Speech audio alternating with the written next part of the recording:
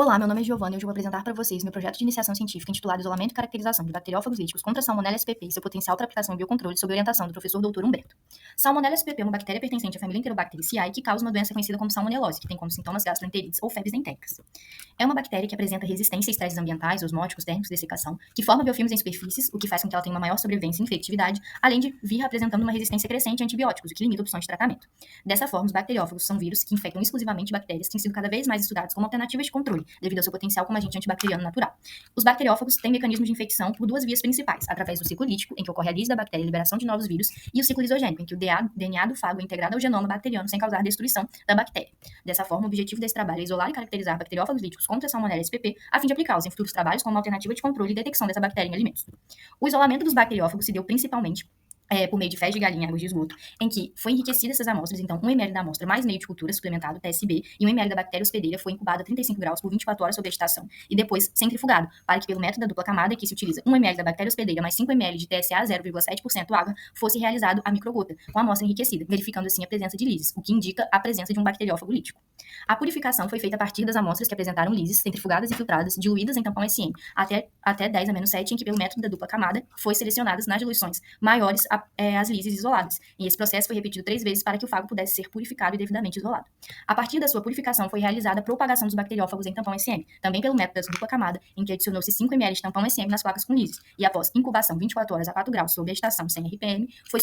foi coletado essa suspensão em tubos estéreis tratados com NaCl incubado no gelo por 1 hora, e que após centrifugação foi adicionado 10% de PEG incubado overnight a 4 graus e descartado sobre a nadante, em que ressuspendeu-se o PEG em 5 ml de tampão SM, centrifugando e filtrando essa suspensão para que assim tivéssemos bacteriófagos em uma suspensão isolada. E a partir disso, calculou-se a titulação, ou seja, a concentração desses bacteriófagos, em que também diluído em tampão SM até 10 a 7 pelo método da dupla camada, incubados por 24 horas a 35 graus, foi realizada a contagem das unidades formadoras de placa, PFU, calculando-se assim a titulação desse bacteriófago. Em relação à caracterização, realizou-se a caracterização da especificidade do bacteriófago, também conhecido como EOP, Efficiency of Plate, em que pelo método da dupla camada ele foi testado em outras bactérias, a fim de conseguir obter o EOP, que é a titulação do fago na bactéria teste pela titulação de fagos na bactéria hospedeira. Caracterizou-se também os parâmetros de infecção por meio da one-step growth, em que 0,1 ml da suspensão de fagos com 9,9 ml da bactéria hospedeira foram incubados a 5 minutos por 35 graus para a absorção do fago e diluído em 3 frascos com meio de cultura, TSB, com diluição 1:10, 1:100 e 1:1000, também incubados a 35 graus em banho-maria para que a cada 5 minutos por 1 hora fosse retirado uma líquida de 0,1 ml e pelo método da dupla camada realizasse a contagem das unidades formadoras de placa para que assim pudesse caracterizar os parâmetros de infecção.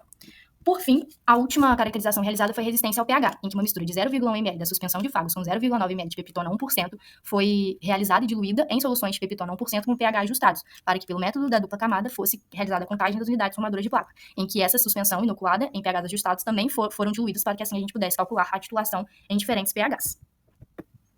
Como resultado do isolamento, tivemos que, de 9 amostras de fezes e 3 amostras de esgoto, foram isolados 11 fagos, sendo que os 9 fagos isolados das fezes de galinha apresentaram lise opaca, de modo que seguiram para a caracterização os fagos isolados da água de esgoto. E esses 2 fagos isolados da água de esgoto teve como bactéria hospedeira a Salmonella typhimurium, sendo que testamos em Salmonella enteritidis e typhimurium.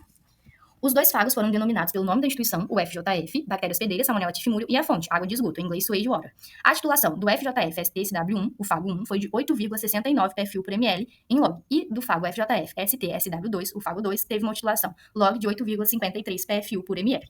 Em relação à especificidade Efficiency of Plating, o ELP foi considerado de alta eficiência, entre 0,5 em 1 e 1 para as estirpes testadas de salmonella. Então, testou salmonella enteritidis, abônia, arizona, tif, coleráceos, com o ELP muito próximo de 1, o que indica uma alta especificidade para a salmonella. Em outras bactérias testadas também da família Enterobacteriaceae, Cronobacter, 3 estirpes de E. coli e Klebsiella, não apresentou lise, ou seja, não foram efetivos contra a estirpes testada, contra a estirpes avaliada. Em relação ao one-step growth, que são os parâmetros de infecção, o fago 1 apresenta um período de latência, ou seja, um ciclo de causar a lise na bactéria de cerca de 25 minutos, um ciclo curto, e um burster size, que é o número médio de novos vírus liberados a cada lise de 38 PFU por célula infectada, como a gente vê no gráfico. Em relação ao fago FJF2, apresentou um período de latência de 20 minutos e um burster size de 68 PFU por célula infectada, sendo também um número considerável de novos vírus a cada ciclo. Por fim, o fago 1, o FJF1, foi testado em relação ao pH, apresentando uma estabilidade entre os pHs 4 e 5, não tendo uma grande estabilidade, diminuindo a sua titulação em pHs mais extremos, 1, 2 e 12.